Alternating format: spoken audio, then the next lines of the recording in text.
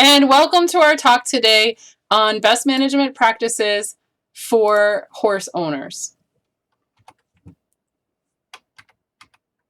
So you can see that today we're going to be defining best management practices, explaining the objectives of using them, and then we'll get into the best management practices from the simplest and cheapest to the more complex and expensive. Finally, we'll discuss the Horse Environmental Awareness Program and its activities as far as that goes. So, what is a best management practice? And really, a best management practice is an effective, practical, structural, or non structural method which prevents or reduces the movement of sediment, nutrients, pesticides, and other pollutants from the land to surface or groundwater, or which otherwise protects water quality from adverse effects of equine activities that may occur. So with our best management practices, we're looking to decrease soil erosion. We also want to protect water quality, not only surface water, but also groundwater that might be going into our wells. And we want to keep a scenic landscape because people like to see scenic landscapes. So, getting into our best management practices, some of the more simple that we're going to discuss are covering manure with a tarp, using roof gutters, performing soil testing, using fly predators, building bat houses, properly disposing of pharmaceuticals from your horse, and creating a vegetated buffer along a stream, pond, or steep slope. So, the first one is covering manure with a tarp. So really what that does is it does reduce the presence of flies. Also, it keeps rainwater out. So it's going to reduce surface and groundwater contamination. And it's a very simple cost, right? It's not very expensive to buy a tarp usually. So it's a very effective method for even a small number of animals to help protect the environment. So we can get a 12 by 16 tarp underneath the pile. We want to get one that's UV light resistant and has aluminum grommet so it doesn't rust. Then we could fill the pile, keeping it about 4 feet, and then cover before major rain events to prevent any runoff. We could also just put a tarp on top if we want. We can weigh down with whatever's available, if we have logs available, or bricks, or horseshoes, whatever we may want to use. And then when we need to add to it, we can uncover it, and we should empty it as needed, not let it get as big as a house so that we keep adding tarps. Next is roof gutters. Usually in Connecticut, we get about 45 to 50 inches of rain per year. And we know we've had some more extreme rain events, so we want to think about trying to reduce mud. We want to minimize polluted runoff. We want to protect building foundations and prevent disease and injury. So this is a very simple, effective method to divert rainwater away from manure-covered ground.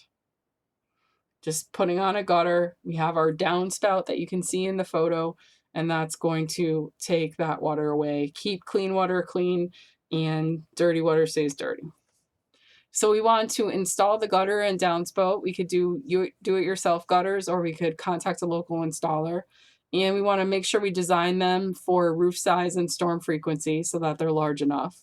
And then we could use outlet pipes, underground pipes, splash guards, and downspouts to send water away from our farmyard. And then direct it to a stabilized area, such as like the woods or grassy area that will allow for water infiltration. You could also install rain barrels to harvest rainwater. And I know one of the farms I visited once, they collected the rain from their gutters into a rain barrel, and then they filtered the water and used it for the horses' drinking water. So that's another option. Next is soil testing. That's one of the easiest and most important BMPs for pasture and hay management. So we really want to look at the hayfield, make sure it's growing the best that it can, or look at our pasture and make sure it's growing the best that it can. And we should separate those areas that have recently been fertilized or limed from those areas that haven't when we're taking a sample. And it's best to sample from both a good area and a bad area to see what may be needed and kind of keep those areas separate. And so we really want to sample also upslope dry areas and wet areas separately so that we don't mix them, so that we know what we need in that particular area. It's about $12 for in-state residents. We do offer that at UConn, and it's still going on even during the pandemic. So you're going to use an auger, a soil tube, or I think that should say spacer, to take a uniform core of about 3 to 4 inches throughout each area you're sampling, and then put it in a clean container and thoroughly mix it. And then you're going to put 1 cup of the mixture in a plastic bag or resealable container to send it off. Next, we have fly predators, and I've seen these on farms and they are very effective. This is part of an integrated pest management program that includes general farm sanitation, biological control, prudent use of insecticides, use of physical barriers, and reducing habitat and carriers.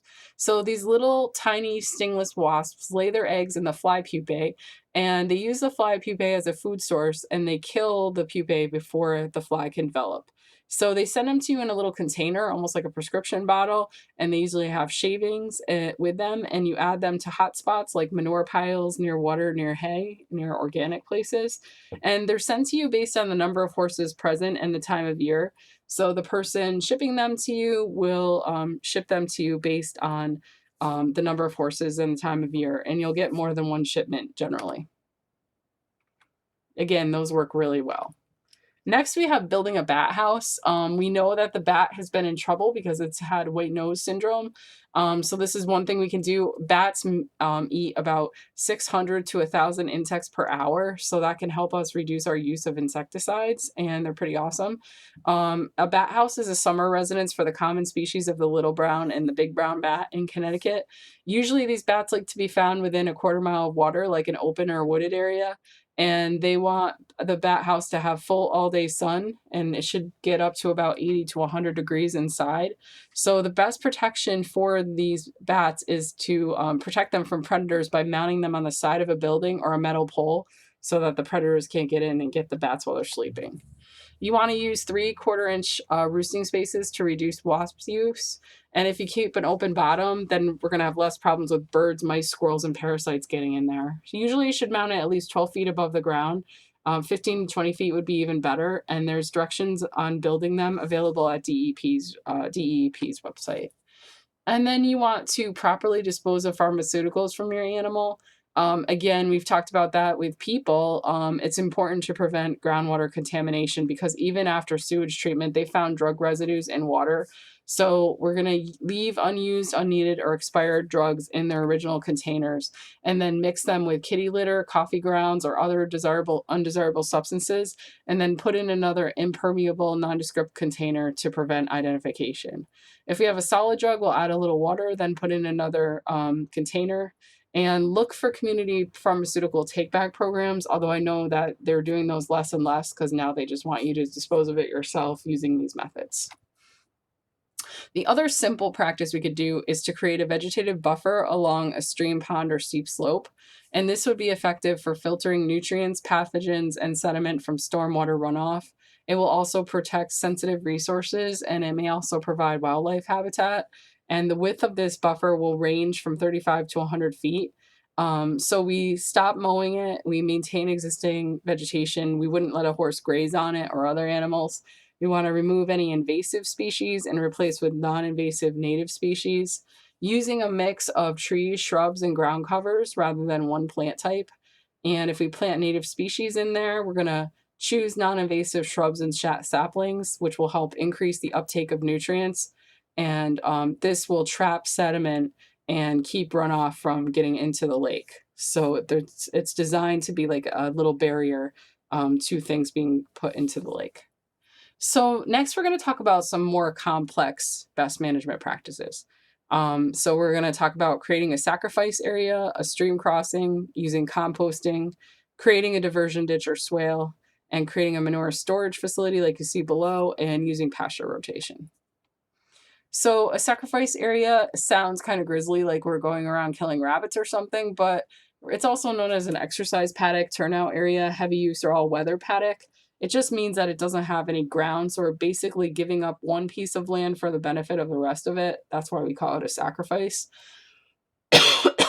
And a sacrifice area is really an integral part of a rotational grazing system. It provides a safe, clean, dry exercise area, and it reduces mud, ice, soil erosion, and sedimentation. So that's why we like to use those. And it also allows us to rest our pastures when the grass is getting too short or when the pastures are wet so that our horses don't damage them. So we need a flat area with like a 2 to 4% slope, and it should have well-drained soils to help minimize erosion. And you could size it from about 400 to 600 square feet for a horse, but it really depends on the amount of time the horses are going to spend in that area, the size of the animal. If they're smaller, they'll need less space maybe, their exercise needs, the layout of the facility, the soils, and the compatibility of animals. You're going to collect any manure and feed not consumed daily in that area. Otherwise, you're going to have mud formation and you're going to have another mess. So when you're making one, you're going to remove the existing surface material until you get a stable base about 6 to 8 inches in depth. And then you're going to put on a geotextile fabric to prevent mixing of materials. And then you're going to layer on crushed stone about 1 to 1.5 inches in diameter, about 6 inches thick over fabric. And then add compact down stone dust or processed gravel at least 3 inches thick, and then surface with stone dust or sand. So that is a little more pricey option that we could do, but it is nice to have a good sacrifice area.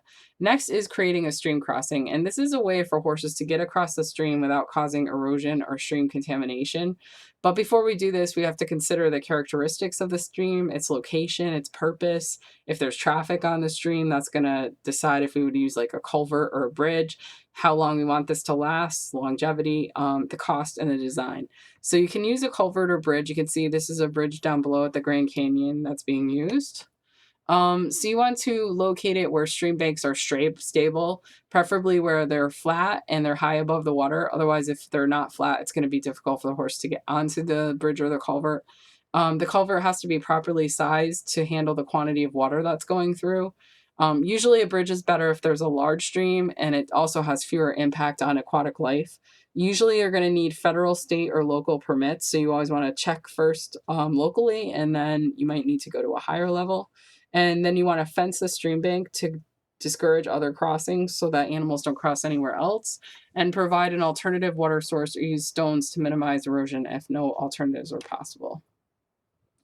Next, we have composting. The benefit of composting is that it kills parasites and weed seeds in waste, and it improves soil quality if it's applied to fields.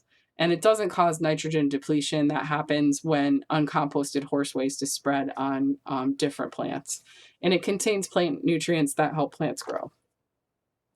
The compost pile does need oxygen, so usually you have to actively turn it either with a backhoe or your own pitchfork, but which could be hard if it's a large area. Or a passive pile will have like PVC pipe with holes in it to put oxygen in. You want to maintain the temperature at 140 degrees Fahrenheit. You can get a garden thermometer to help do that. And the minimum size is 4 by 4 by 4. And you can use a 3-bin system or windrows, and you want it to be as moist as a wrung out sponge. You can cover it or add water as you need to. The carbon to nitrogen ratio should be 20:1 to 40:1, and you want to locate it away from any sort of stream, river, close to someone's house. You don't want to have it near those places. Next is a diversion ditch or swale. So sometimes like we have a hilly area and water could run down it and cause ponding of water. So this is basically a way to redirect water around an area of concern, like maybe your pasture or your paddock, and outlet it to a more stable, suitable site. So the goal here again is to keep clean water clean and also reduce erosion and mud. So we will put in this like little ditch that we've dug. So we might need heavier equipment depending on how large the ditch may be. So we may need to consult an engineer for this. Next, we have a manure storage facility. This is a temporary holding area until materials are removed for utilization on and off the farm. And the size is going to be really determined by the number of animals, what type of bedding you're using, and the number of days of storage that is required.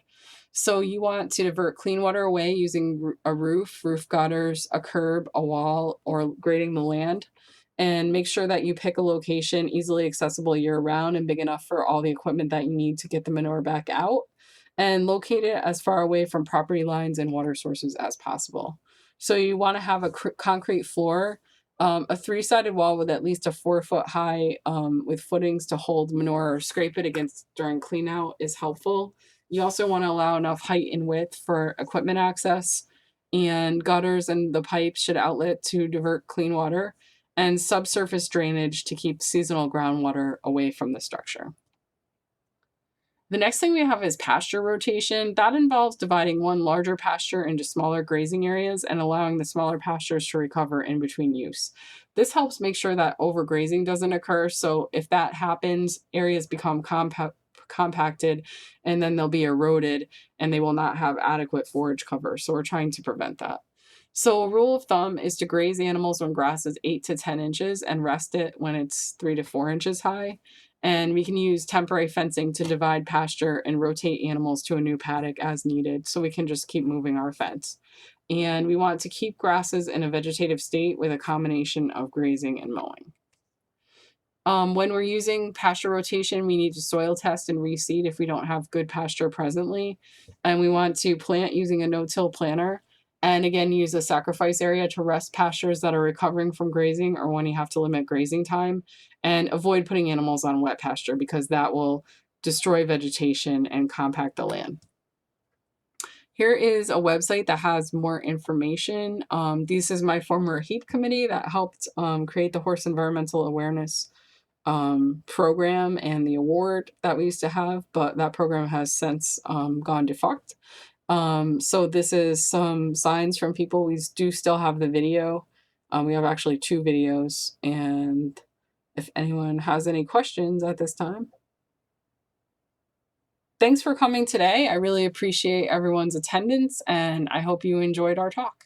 Thanks a lot.